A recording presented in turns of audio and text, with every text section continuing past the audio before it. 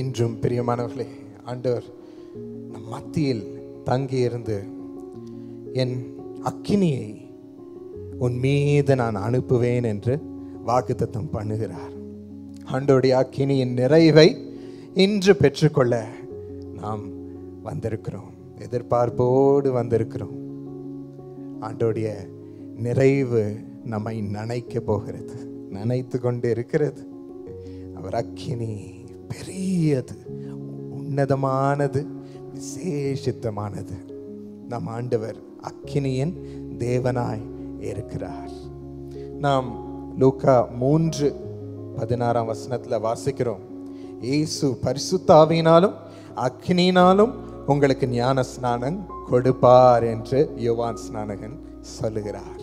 இயேசு உங்களுக்கு பரிசுத்த ஆவியினாலும் அக்கினியினாலும் ஞான ஸ்நானம் கொடுப்பார். அப்படிப்பட்ட தேவன் அவர் நிரப்பும் பொழுது அவர் அக்கினி நம்மை நிரப்புகிறது. அவர் ஆவி நமக்குள் அக்கினியாய் இறங்குகிறது, நம்மை நனைத்து விடுகிறார். அதில் மகிழுகிறோம், அதில் நம்மை மெய்மறந்து விடுகிறோம். யாத்ராகமம் 19:18 நாம் வாசிக்கிறோம், ஆண்டவர் சீனாய் மலையில் அக்கினியாய் இறங்கினார் என்று.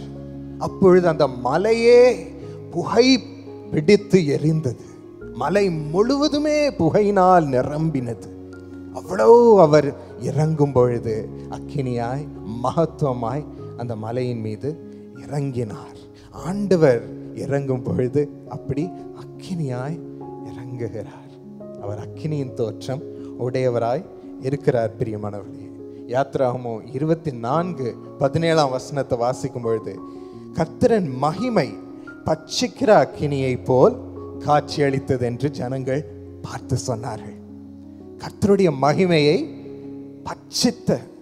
பட்சிக்கிற அக்கினியை போல் இருக்கிறதை காட்சியளித்ததை அவர்கள் பார்த்தார்கள். பட்சிக்கும் அக்கினியாய் அவர் எரிந்து கொண்டிருந்தார். அவர் எரிந்து சீனாய் மலையில் இறங்கின பொழுது மலையே எரிந்தது, புகை அப்படியே பொங்கினது. மீண்டும் இயேசு சுவாமி வரும்பொழுதும் அப்படிதான் அவர் காட்சியளித்து தோன்றுவார் என்று 2 தெசலோனிக்கேயர் 1:8 கூறுகிறது. இயேசுவும் கூட எரிகிற அக்கினியாய் மீண்டும் தோன்றும் பொழுது அவர் தேவ தூதர்களோடு தோன்றுவார். எரிகிற அக்கினியாய் அவர் காட்சி அளிப்பார் என்று. அவரே அக்கினியாய் எரிந்து கொண்டிருக்கிறார். அப்படிப்பட்ட உடலை பெற்றிருக்கிறார், அப்படிப்பட்ட சாயலை பெற்றிருக்கிறார். நமக்குள் வரும்பொழுதும் அந்த அக்கினி நமக்குள் இறங்கும். பிரியமானவர்களே, நம்மையும் பற்றி கொள்ளும். அவர் அக்கினியின் பிரசனம் நம்மை நிரப்புகிறது. அவர் நம்மோடு பேசும்பொழுதும் உபாகமம் 5:24 சொல்லுகிறது, அக்கினியின் நடுவிலிருந்து உண்டான அவருடைய சத்தத்தை கேட்கிறோம் என்று. அவர் சத்தமும் அக்கினியின் நடுவிலிருந்து நமக்கு தொனிக்கிறது. அக்கினியிலிருந்து வரும் சத்தமாய் நாம் அதை கேட்கிறோம். அப்படி அக்கினியின் நடுவில் தங்கும் தேவனாய் அவர் இருக்கிறார். இவரை தான் நாம் பெற்றுக்கொள்ள வந்திருக்கிறோம். சிறு பிள்ளைகளா இருந்தாலும், வாலிபர்களா இருந்தாலும், பெரியோர்களா இருந்தாலும் இந்த அக்கினியின் தேவனை இன்று உணர்ந்து பெற்றுக்கொள்ள போகிறோம். என் கிளாஸ்ல ஒரு பையன்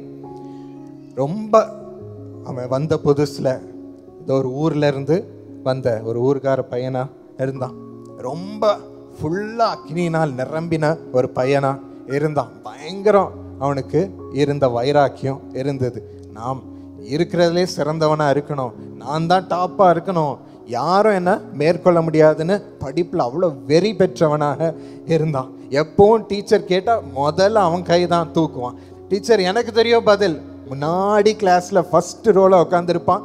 எல்லாரும் வர்றதுக்கு முன்னாடி கிளாஸ்ல வந்து உட்காந்துருவான். டீச்சர் ஹோம்ஒர்க் கொடுத்து அவங்க ஹோம்ஒர்க் அடுத்த நாள் கேட்க மறந்தாலும் இவன் எல்லாருக்கும் முன்னாடி முந்திரி கொட்டை மாதிரி, டீச்சர் நீங்கள் ஹோம்ஒர்க் கொடுத்தீங்க மறந்துட்டீங்களா, மறந்துடாதீங்க, நான் முடிச்சிட்டேன் அப்படின்ட்டு பேப்பரை தூக்கி காமிப்பான். எல்லாருக்கும் வரும், வேற ஒரு அக்கினியின் கோபம் வரும் அவனை பார்க்கும் பொழுது. ஏன் தான் இவன் இப்படி எங்கள் உயிரை வாங்குறானோ, இன்னைக்கு எழுத மறந்த நாளில் இவன் முந்திரி கொட்டை மாதிரி போய் பேப்பரை காமிக்கிறானே. 4 பேர் வந்தாங்க, அவனை சுற்றினாங்க.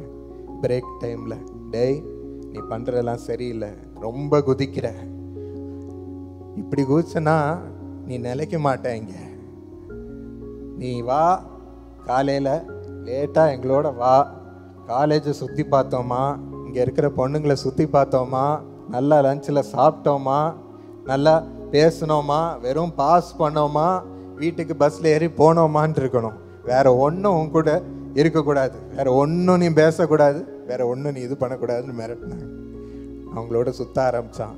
அதோடு அவனுக்குள்ளே இருந்த அந்த அக்கினி அப்படியே புஷ்ஷுன்னு போயிடுச்சு. அதுக்கப்புறம் அவன் பேரே கேட்க முடியல, முன்னாடி அவனை பார்க்கவே முடியல. நாமளும் இப்படி அக்கினியினால் நிரம்பி இந்த உலகத்தில் ஒரு வெறியோடு செய்யும்படி நாம் குதிக்கிறோம், ஏறுகிறோம், ஏதாவது முயற்சி செய்கிறோம். கொஞ்ச நேரம் அது நம் முயற்சிகளினால் அது செய்ய முடிகிறது, கொஞ்ச நேரம் ஓடுது ஏதோ. ஆனால் வாழ்க்கையில் வருது துன்பங்கள், வாழ்க்கையில் வருது சோதனைகள், வாழ்க்கையில் வருது இப்படிப்பட்ட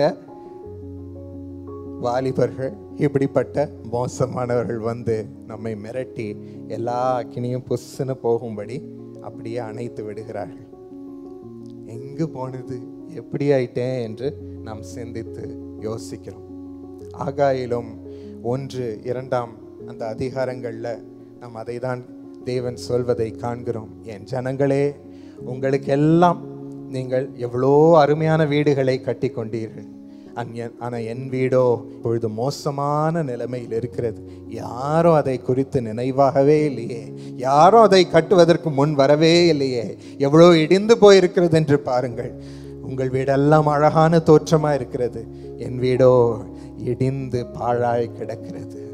யார் என் வீட்டை குறித்து கவனமாக இருப்பார் என்றும் நாம் இயேசுவினிடம் சொல்ல வந்திருக்கிறோம். அப்பா, எனக்கு வேற எந்த வீட்டை எனக்குள் கட்டுவதற்கு முன்னும் என் இருதயத்தில் உமக்கு ஒரு வீடை கட்டும்படி என் இருதயத்தை திறந்து கொடுக்கிறேன். உமக்கு சிறந்த வீடாய் நீர் அக்கினி பொரிந்தவராய் எரிகிற அக்கினியாய் என் இருதய வீட்டில் நீர் வந்து தங்க வேண்டும் சுவாமி.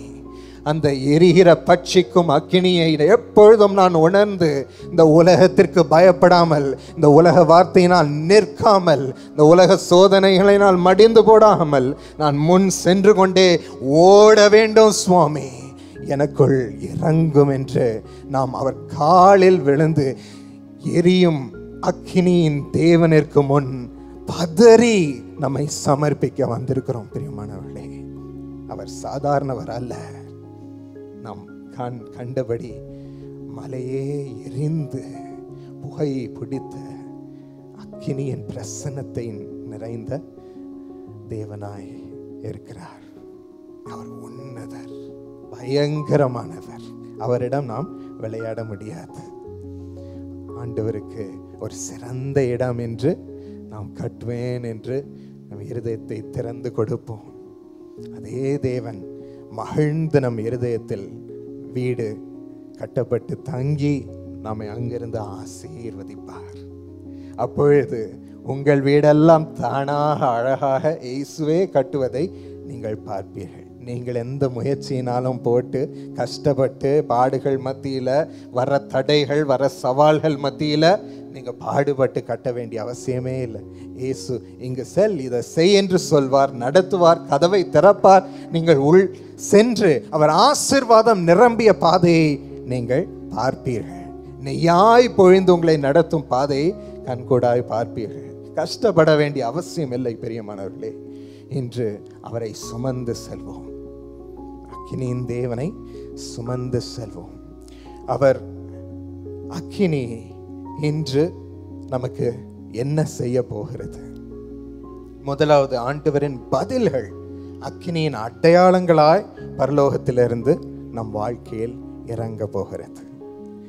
வெளிப்படுத்தின விசேஷம் 8:4-5 வசனங்கள்ல அதை தான் சொல்லப்பட்டிருக்கிறத நம்ம பார்க்கிறோம். ஜெபங்களோடு செலுத்தப்பட்ட தூப வர்க்கத்தின் புகை தேவனுக்கு முன்பாக எழும்புகிறதாம். தூதன் தூப கலசத்தை எடுத்து பலிபீடத்து நெருப்பினால் நிரப்பி பூமியிலே அவன் மீண்டும் கொட்டுகிறான். நம் ஜெபமெல்லாம் தூப வர்க்கத்தின் புகையினால் தேவனுக்கு முன்பாக எழும்புகிறது, தூப வர்க்கமாய் எழும்புகிறது.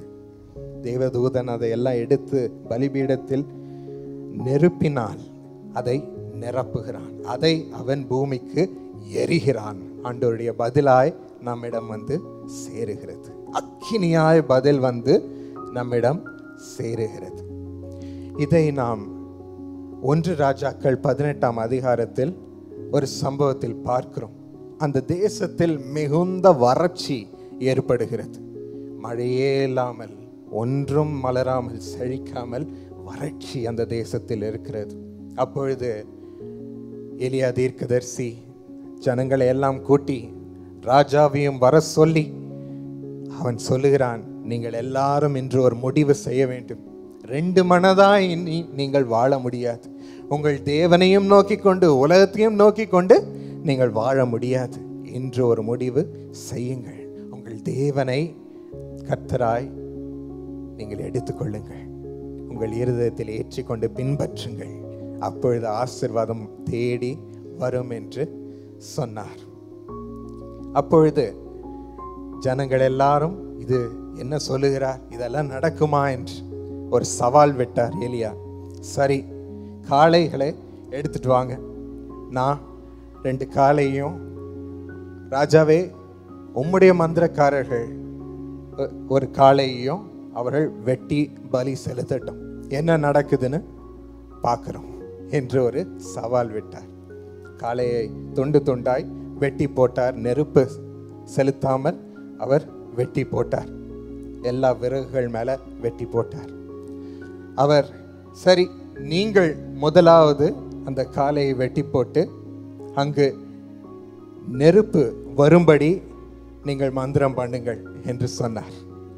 யார் நாம் பார்க்கிறோம் 24ஆம் வசனத்தில், அக்கினியினால் உத்தரவு அருளும் தெய்வமே தெய்வம் என்று எலியா சவால் விடுகிறார். அக்கினியினால் உத்தரவு அளிக்கும் தேவன் யார் என்று நான் காட்டுகிறேன் என்று சவால் கொடுத்தார். நீங்கள் வழக்கமாய் செய்வதையெல்லாம் செய்யுங்கள், நீங்கள் செய்யும் மந்திரத்தை எல்லாம் செய்யுங்கள் என்று சவால் விட்டார். அவர்களும் காலையிலிருந்து எல்லா மந்திரத்தையும் சொல்லிக்கொண்டு மத்தியான வேலை வரையிலும் அவர்கள் அந்த பலி செலுத்தும் இடத்தை சுற்றி ஆடி பாடி அவர்கள் குதித்து ஓடி ஓடி பார்த்தாங்க.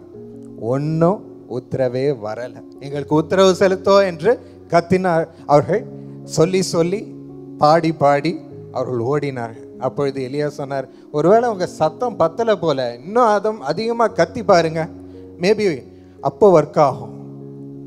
அவர்கள் இன்னும் அதிகமாக கத்தி பார்த்தாங்க. கை காலெல்லாம் அவர்கள் ஈட்டியும் கத்தியும் குத்தி ரத்தத்தையும் சிந்தி அப்படி அவர்கள் பலி செலுத்துவது வழக்கமாக இருந்தது. தன்னைத்தான் குத்தி ரத்தத்தை ஓட செய்து பலி செலுத்துவது அவர்களுக்கு வழக்கமாக இருந்தபடினா அதையும் செஞ்சு பார்த்தாங்க.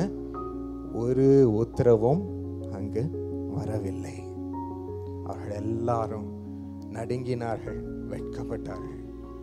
சரி என்று சொல்லி எலியா எழும்பினார். அங்கு 30ஆம் வசனத்திலிருந்து 39ஆம் வசனம் வரையிலும் வாசிக்க கேட்போமா? அப்பொழுது எலியா சகல ஜனங்களையும் நோக்கி, என் கிட்டே வாருங்கள் என்றான். சகல ஜனங்களும் அவன் கிட்டே வந்தபோது தகர்க்கப்பட்ட கர்த்தருடைய பலிபீடத்தை அவன் செப்பனிட்டு, உனக்கு இஸ்ரவேல் என்னும் பெயர் இருப்பதாக என்று சொல்லி, கர்த்தருடைய வார்த்தையை பெற்ற யாக்கோபுடைய குமாரரால் உண்டான கோத்திரங்களுடைய இலக்கத்தின்படியே 12 கற்களை எடுத்து அந்த கற்களாலே கர்த்தருடைய நாமத்திற்கென்று ஒரு பலிபீடத்தை கட்டி, பலிபீடத்தை சுற்றிலும் தானியம் அளக்கிற 2 படி விதை விதைக்கத்தக்கதான இடமான ஒரு வாய்க்காலை உண்டாக்கி, விறகுகளை அடுக்கி, ஒரு காளையை சந்து சந்தாக துண்டித்து விறகுகளின் மேல் வைத்தான். பிற்பாடு அவன், நீங்க 4 குடம் தண்ணீர் கொண்டு வந்து சர்வாங்க தகன பலியின் மேலும் விறகுகளின் மேலும் ஊற்றுங்கள் என்றான். பின்பு 2ஆம் தரம் அப்படியே ஊற்றுங்கள் என்றான். 2ஆம் தரமும் ஊற்றினார்கள். அதற்கு பின்பு 3ஆம் தரமும் அப்படியே ஊற்றுங்கள் என்றான். 3ஆம் தரமும் ஊற்றினார்கள். அப்பொழுது தண்ணீர் பலிபீடத்தை சுற்றிலும் ஓடினது. வாய்க்காலையும் தண்ணீரால் நிரப்பினான். அந்திபலை செலுத்தும் நேரத்திலே தீர்க்கதரிசியாகிய எலியா வந்து, ஆபிரகாமுக்கும் ஈசாக்குக்கும் யாக்கோபுக்கும் தேவனாகிய கர்த்தாவே, இஸ்ரவேலிலே நீர் தேவன் என்றும் நான் உம்முடைய ஊழியக்காரன் என்றும் நான் இந்த காரியங்களை எல்லாம் உம்முடைய வார்த்தையின்படியே செய்தேன் என்றும் இன்றைக்கு விளங்க பண்ணும். கர்த்தாவே, நீர் தேவனுடைய கர்த்தர் என்றும் தேவரீர் தங்கள் இருதயத்தை மறுபடியும் திருப்பினீர் என்றும் இந்த ஜனங்கள் அறியும்படிக்கு என்னை கேட்டருளும் என்றான். அப்பொழுது கர்த்தரிடத்திலிருந்து அக்கினி இறங்கி அந்த சர்வாங்க தகன பலியையும் விறகுகளையும் கற்களையும் மண்ணையும் பட்சித்து வாய்க்காலில் இருந்த தண்ணீரையும் நக்கி போட்டது. ஜனங்கள் எல்லாரும் இதை கண்டபோது முகங்குப்புற விழுந்து கர்த்தரே தெய்வம், கர்த்தரே தெய்வம் என்றார்கள். ஹல்லேலூயா. இங்க நடக்கிற இந்த சம்பவத்தில் 3 காரியங்களை நாம் பார்க்கிறோம். முதலாவது, எலியா ஒரு பலிபீடத்தை கட்டினார். அது உடைந்து போயிருந்த பலிபீடத்தை, அந்த இடத்துல உடைஞ்சு போயிருந்துச்சு ஆண்டவருடைய பலிபீடம், அதை மீண்டும் அவர் கட்டினார். நம் இருதயத்திலும் கூட இன்று அதை செய்ய போகிறோம். உடைந்திருக்கும் பலிபீடங்களை, உடைந்திருக்கும் இடத்தை ஆண்டவருக்கு மீண்டும் கட்டி, ஆண்டவரே என் இருதயத்தை இன்னும் உமக்கு திறந்து கொடுக்கிறேனப்பா, எனக்குள் வாரும், வந்து தங்கும் என்று ஒரு வீட்டை கட்டி கொடுக்க போகிறோம். ஆண்டவரை வரவழைக்க போகிறோம். அபரிவிதமாய் இறங்குவார். 2வதாக, அவர் காலை வெட்டி போட்டு விறகுகளின் மீது போட்டு அவர் பலி செலுத்தினார். ஆம், அந்த காலத்தில் அது ஒரு பிராக்டிஸாக இருந்தது. நமக்காக யார் பலி செலுத்தினார் பிரியமானவர்களே? இயேசு தன் உடலையே ஒப்பு கொடுத்து, இவர்கள் யாரும் அவர்களுக்கு ஆக்கினை வந்துடக்கூடாது, அவர்களுக்கு துன்பம் வந்துடக்கூடாது, அவர்கள் வியாதி வாட்டினது போதும் என்று சொல்லி தன் உடலை ஒப்பு கொடுத்து நொறுக்கப்பட்டார். அதிலிருந்து தூய ரத்தம் சொட்டு சொட்டாய் சிந்தினது.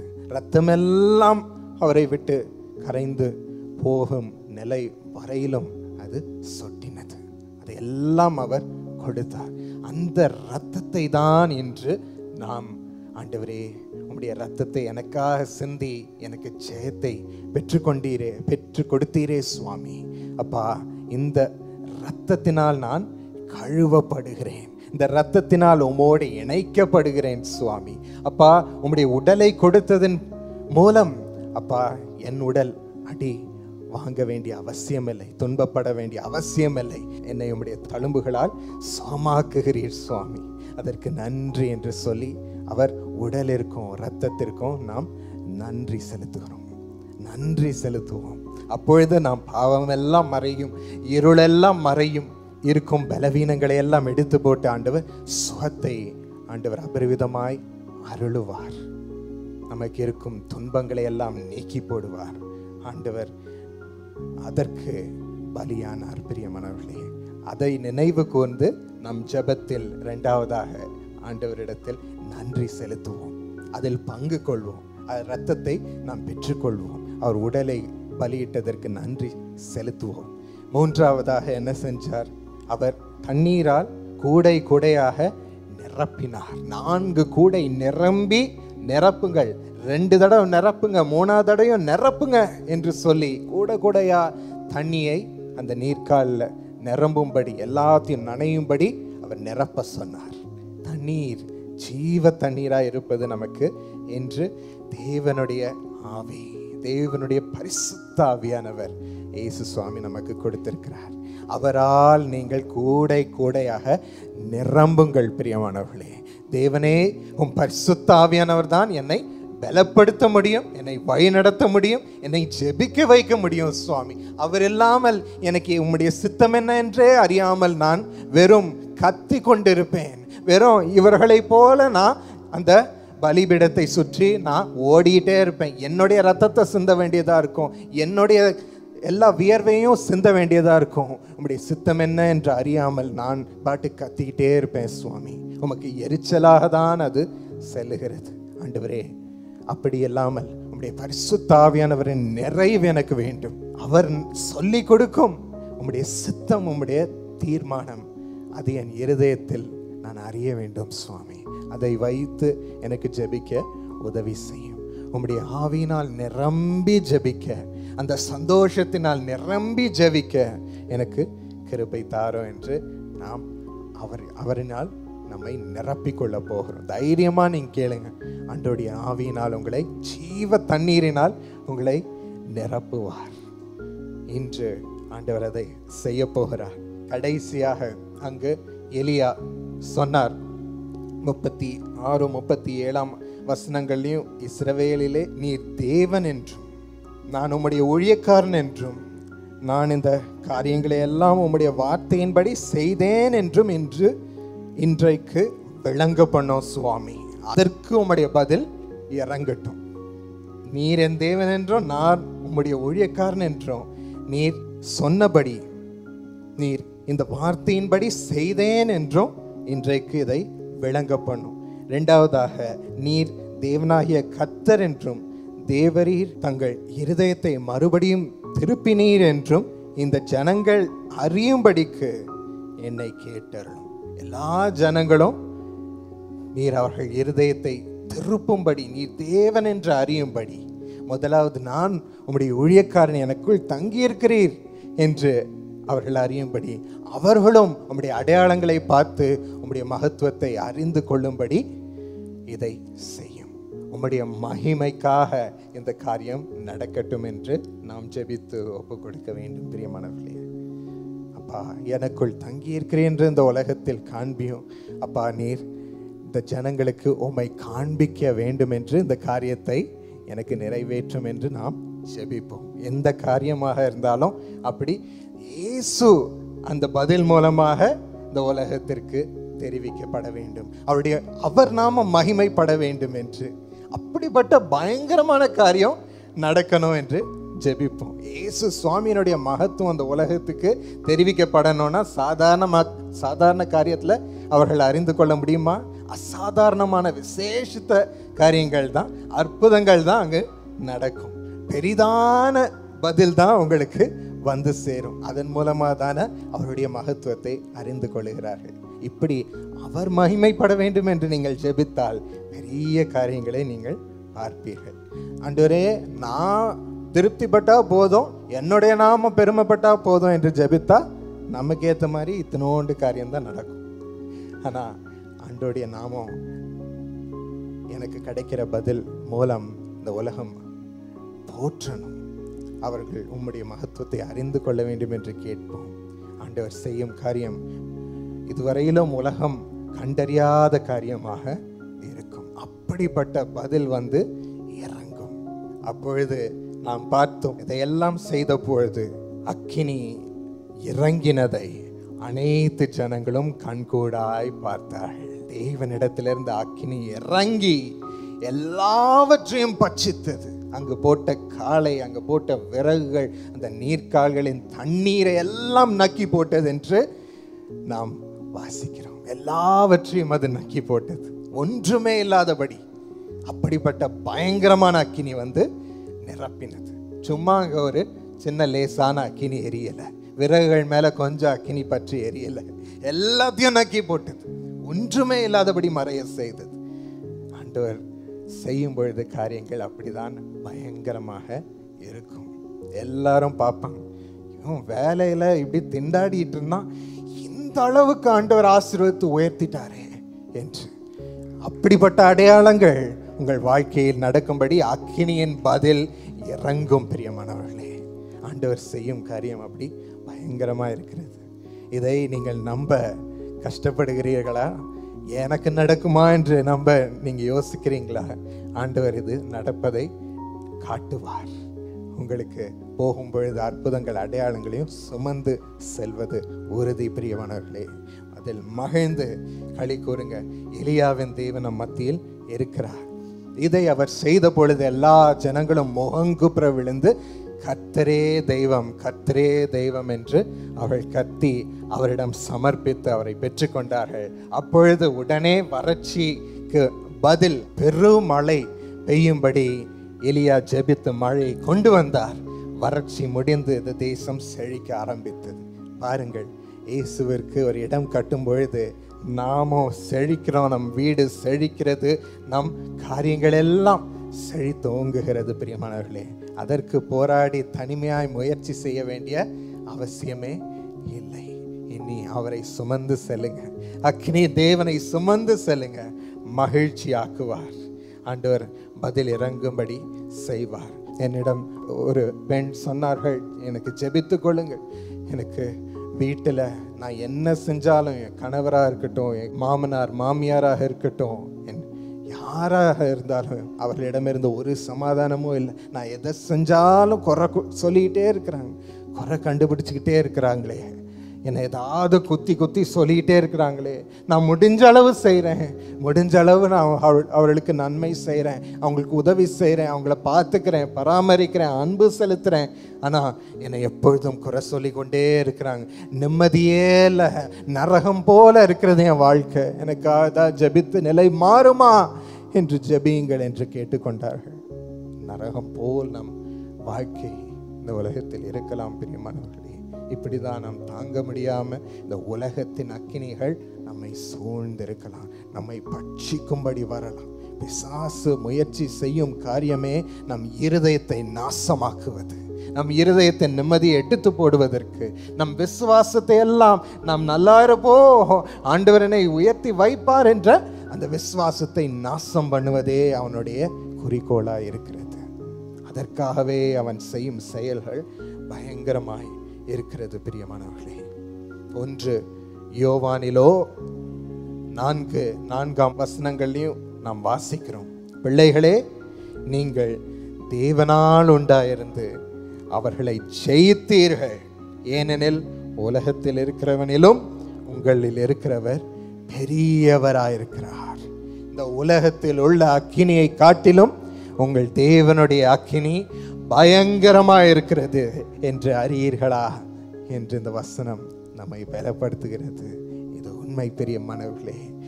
இதை கண்டால் மட்டும் போதும், இதை நாம் பார்த்தால் மட்டும், பெற்றுக்கொண்டால் மட்டும் போதும் பிரியமானவர்களே. இன்று ஆண்டவர் பட்சிக்கும் அக்கினியாக இருக்கிறார்.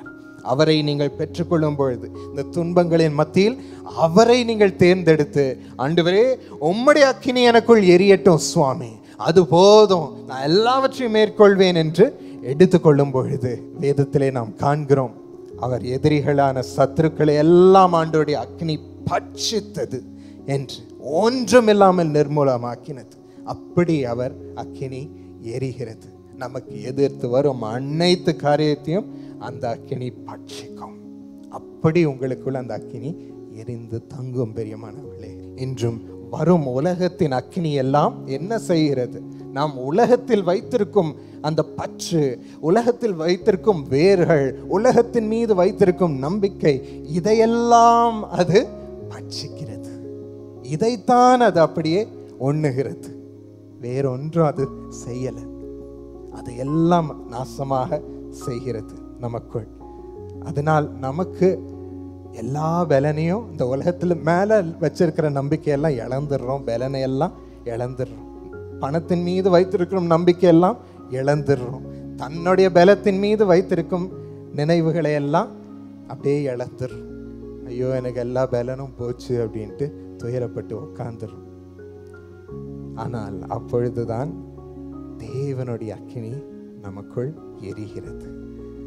ஒன்றுமில்லா சூழ்நிலையில் அவரை நாம் அழைக்கும் பொழுது, தேவனே வேற எல்லா பலனையும் இழந்துட்டேன், வேற எல்லா நம்பிக்கையும் இழந்துட்டேன், நீர் வேண்டும், நீர் தான் எனக்கு உதவ முடியும் அப்பா என்று நோக்கி பார்க்கும் பொழுது தேவனுடைய அக்கினி எரிய தொடங்கும்.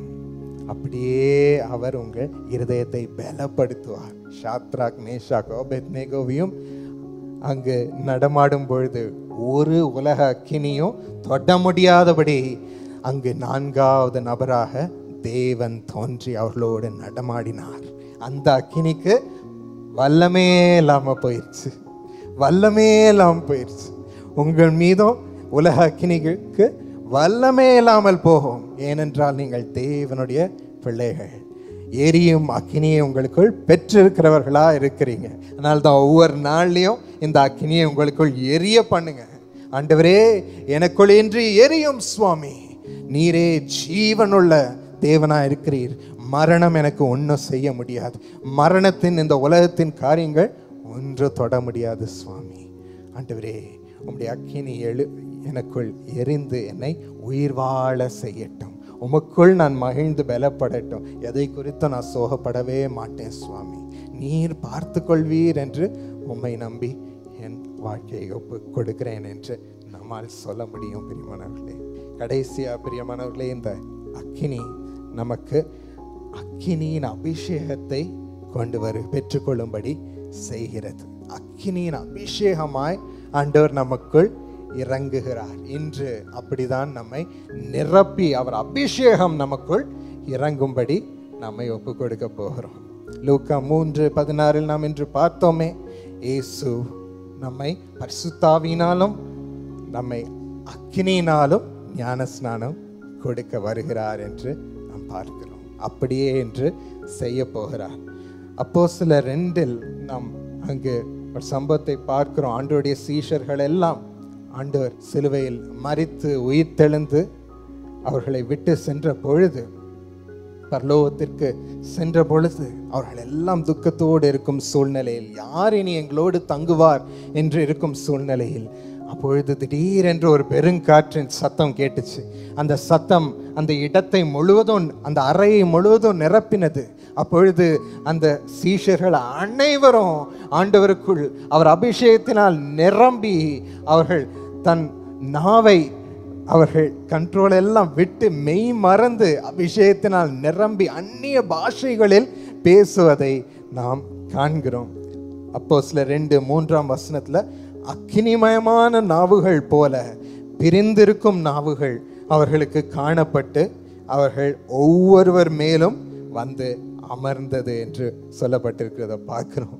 ஆம் பிரியமானவர்களே, இப்படிப்பட்ட அக்கினியின் நாவுகள் நம்மை நிரப்புகிறது.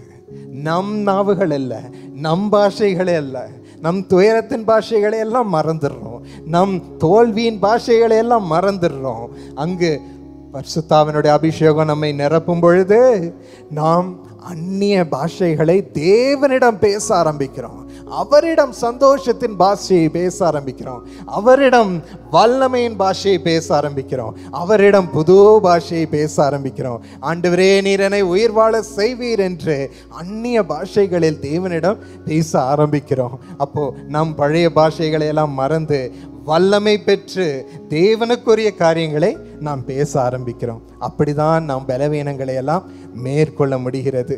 பல நேரங்களில் நாங்களே இது உணர்ந்திருக்கிறோம். ஒவ்வொரு நாள் காலையிலும் எழுந்து ஜெபிக்கும் பொழுது சில நேரங்கள் ஆண்டவர் சில நிமிடங்கள், சில பல மணி நேரங்கள் கூட அப்படி அபிஷேகத்தினால் நிரப்பி அந்நிய பாஷைகளினால் பேச வைப்பார், மகிழ செய்வார். அந்த சந்தோஷத்திலே நிரம்பி பேசுவோம். துக்கத்தில் இருந்தா கூட அந்த துக்கத்தை எல்லாம் மறந்து ஏதோ பெரிய பலன் வந்து எல்லாம் நமக்கு கிடைச்ச மாதிரி சந்தோஷத்தில் அந்நிய பாஷைகளில் பேச ஆரம்பிப்போம். இப்படி மெசேஜ் பேசுவதற்கு ஜெபிக்கும் பொழுது கூட ஆண்டவர் அந்த வல்லமையினால் அந்நிய பாஷைகளினால் நிரப்பி பேச வைக்கிறார். அபிஷேகத்தின் நிறைவில் சந்தோஷப்பட வைக்கிறார். எல்லா வல்லமையும் ஊற்றுகிறார்.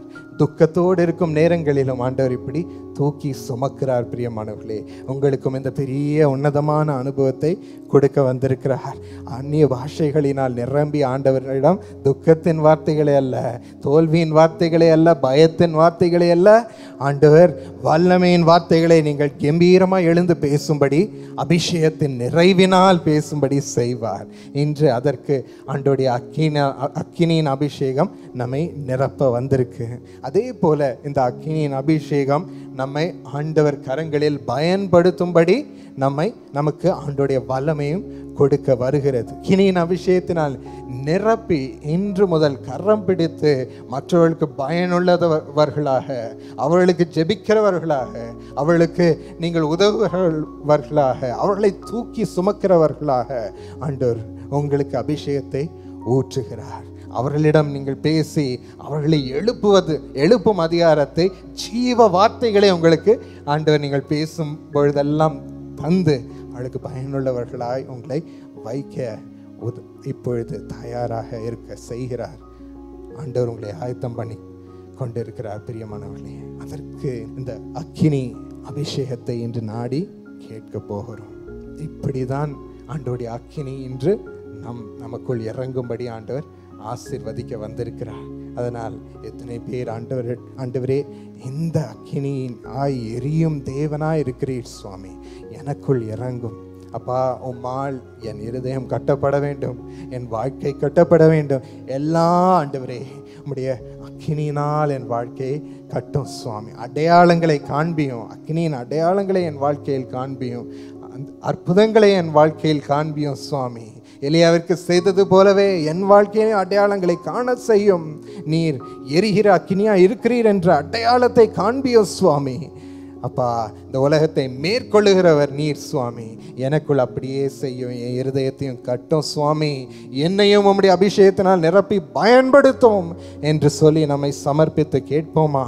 இந்த நேரத்திலே ஆண்டவரிடம் நம் இருதயத்தை திறந்து, ஒரு விதத்திலும் நீங்கள் மூடி வைக்காமல் உங்கள் இருதயத்தில் முழுவதுமாய் திறந்து கொடுங்க பிரியமானவர்களே. ஆண்டவருக்கு நன்றி மாத்திரம் செலுத்த போகிறோம்.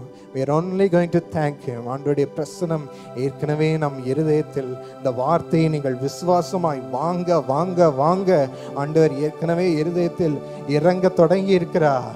ஆண்டவர் ஒரு அழகான வீட்டை நீங்கள் கட்டுவதை பார்த்து மகிழ்ந்து உங்க இருதயத்திற்குள் வந்திருக்கிறார். நீங்க வாங்க சுவாமி என்று, வாங்க என் தகப்பனே, என் அப்பா வாங்கப்பா என்று அழைத்த அந்த சத்தத்தை கேட்டு இப்பொழுது உங்க இருதயத்தில் ஏற்கனவே இறங்குகிறார். பிரியமானவர்களே, நீங்க அழகான வீட்டை கட்டி அழைக்கிறீர்களே.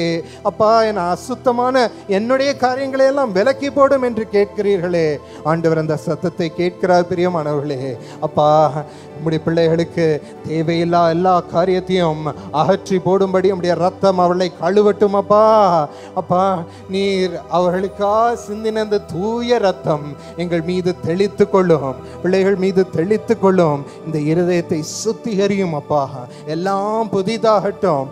பழைய கடின காரியங்கள் அப்படியே இருக்கிறது, பழைய கற்கள் போல் இருக்கும் காரியங்கள் இருக்கிறது. தோல்வி எனும் கற்களை சுமந்து கொண்டிருக்கிறோம். நம்ப முடியாத அவிசுவாசம் எனும் கற்களை சுமந்து கொண்டிருக்கிறோம்.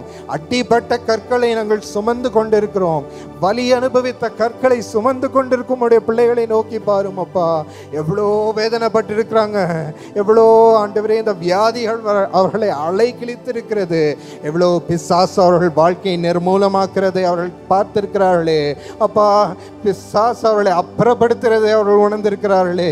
தூங்க முடியாமல் அதை செய்திருக்கிறது சுவாமி. காலையில் எழுந்தாலும் அந்த எண்ணங்கள் அப்படியே இருக்கிறது என்று சொல்லுகிறார்கள். இந்த சத்தங்கள் காதில் ஒலிக்கிறது என்று சொல்லுகிறார்கள். இன்றப்பா, இந்த இருளை எல்லாம் மாற்றி போட நீர் வாரும். அப்பா, வெளிச்சமாய் நீரே ஒளியாய் இருக்கும்படி வாரும் சுவாமி. உம்மை நாங்கள் ஆசையாய் அப்பா நாங்கள் அழைக்கிறோம். எங்களுக்குள் வந்து தங்கும்படி அழைக்கிறோம். இயேசுவே, பிரசன்னமாகும் சுவாமி. ஒவ்வொருவர் இருதயத்திலும் ஒவ்வொரு வாழ்க்கையிலும் பிரசன்னமாய் இருக்கும்படி வாரும் வாரும். பிரசன்னமாகும் சுவாமி. இறங்கும் ராஜா, எங்கள் இருதயத்திலும் வாழ்க்கையிலும் இறங்கும் சுவாமி. அதற்கு ஒவ்வொரு இருதயம் திறந்து கொடுக்கிறோம் ராஜா.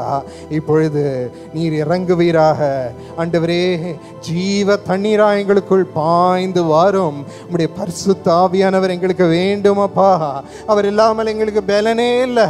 எங்கள் பலனினால் இனி நாங்கள் ஒரு கால் எடுத்து வைக்க முடியல சுவாமி.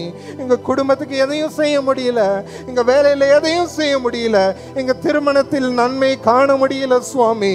அப்பா, இனி இதெல்லாம் போதும். எங்கள் தோல்வியெல்லாம் போதும் சுவாமி. எங்கள் பயங்கள் எல்லாம் போதும். முடியாத காரியங்கள் எல்லாம் போதும். பிரச்சனைகள் எல்லாம் போதும் சுவாமி. நாங்கள் தனிமையா இதெல்லாம் சுமப்பது போதும். எங்கள் பாரங்கள் எல்லாம் போதும். எங்கள் கவலைகள் எல்லாம் போதும் சுவாமி. உடைய பிள்ளைகளுக்கு தயவா இறங்கும் ராஜா. மனதுருகும் சுவாமி, மனதுருகும் ராஜா.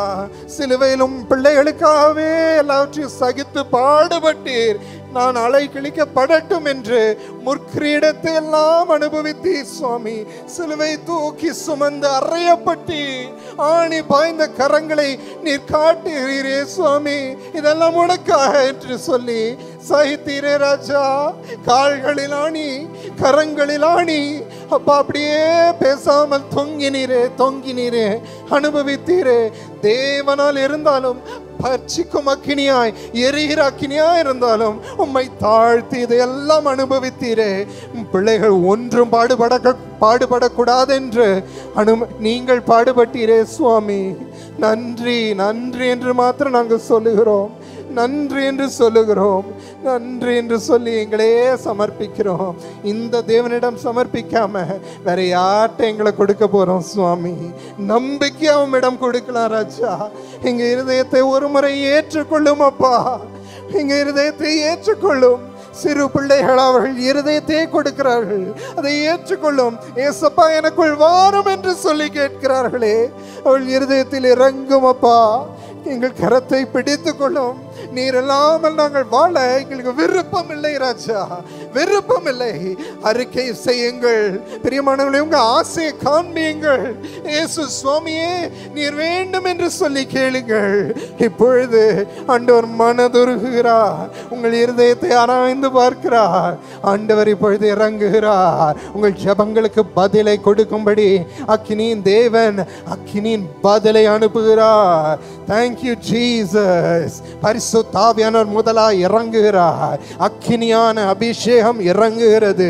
உள்ளத்தை திறக்கிற ஒவ்வொருவருக்குள்ளும் ஆண்டவர் பாய்ந்து செல்லுகிறார். இதோ ஜீவ நதிகள் இறங்குகிறது, பாய்ந்து எல்லாவற்றையும் நிரப்புகிறது.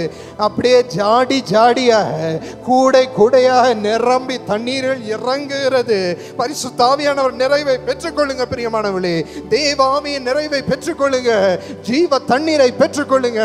ஆண்டவர் இப்பொழுது அக்கினி அபிஷேகத்தை உங்கள் மீது ஊற்றுகிறார். இப்பொழுது வானத்திலிருந்து இந்த அபிஷேகம் இறங்குகிறது. அழைக்கும் ஒவ்வொரு பிள்ளைகள் மீதும் இறங்குகிறது. நீங்கள் யாருக்கெல்லாம் ஜெபிக்கிறீர்களோ, குடும்பத்தாருக்கு ஜெபிக்கிறீங்களோ, அவங்களே நிரப்புகிறது. ரட்சிப்பின் சந்தோஷம் அவளை நிரப்புகிறது. இப்பொழுது அபிஷேகத்தினால் ஞான ஸ்நானம் பண்ணுகிறார். ஆண்டவர் அக்கினியினால் ஞான ஸ்நானம் பண்ணுகிறார். உங்களை முக்கி எடுக்கிறார். ஆண்டவருக்கு நன்றி செலுத்துங்க. நனைத்தெடுக்கும் ஆண்டவரே, ஜீவ தண்ணீரினால் நனைத்தெடுக்கிறீரே, நன்றி நன்றி நன்றி. Yes, be filled with the Holy Spirit. முற்றிலும் நிரம்புங்க பிரியமானவர்களே. இயேசுவை முழுவதுமாய் பெற்றுக்கொள்ளும் நேரம் இது. முழுவதுமாய் இருதயத்தை நிரப்போம். ஒரு இடத்துல கூட துயரம் இருக்கக்கூடாது. ஒரு இடத்துல கூட உலக ஆசை இருக்கக்கூடாது சுவாமி. ஒரு இடத்துல கூட உலக நம்பிக்கையோ பற்று இருக்கக்கூடாது. எல்லாவற்றையும் சுற்றி ஆண்டவரே நீ எரியும் எரியும் எரியும். உம்முடைய அக்கினி எல்லாவற்றையும் எரிக்கட்டும் சுவாமி. ரட்சிப்பை ஒவ்வொருவருக்குள்ளும் வைப்பதற்கு ஸ்தோத்திரம். அதை எங்கள் குடும்பத்தாருக்கு பெற்றுக்கொள்கிறோம். ஒரு மனதை பெற்றுக்கொள்கிறோம். ஒற்றுமையை பெற்றுக்கொள்கிறோம். சேர்ந்து நாங்கள் தேவனை சேவிக்க பின்பற்ற எங்கள் குடும்பத்தை ஒப்பு கொடுக்கிறோம். எல்லாரும் ஒப்பு கொடுங்க. இப்பொழுது இயேசுவின் நாமம் என் குடும்பத்தின் மீது இருக்கட்டும். எல்லாரும் தேவனை பின்பற்றி, எல்லாரும் அவரை சேவித்து, எல்லாரும் அவர் அபிஷேகத்தினால் நிரம்பி ஊழியம் செய்து, எல்லாரும் அவர்கள் பணியில் சிறப்பதை நான் கண்கூடாய் பார்ப்பேன் என்று சொல்லி விசுவாசமா இப்பொழுது அறிக்கை செய்யுங்கள் பிரியமானவர்களே. கரம் தட்டி ஆண்டவருக்கு நன்றி செலுத்துங்க. குடும்பங்களின் மத்தியில் ஆண்டவர் ஆசீர்வாதம் அபரிவிதமாய் இறங்குகிறது, அபரிவிதமாய் இறங்குகிறது. Thank you Jesus. அவர் அன்பினால் நம்மை எவ்வளோ அதிகமாய் நிரப்பி இருக்கிறார் பிரியமானவர்களே. இந்த இயேசு அருமையானவர். அவர் எரிகிற அக்கினியாய் இருக்கிறார். ஒன்றுக்கும் கலங்காதே இருதயமே, ஒன்றுக்கும் கலங்காதே.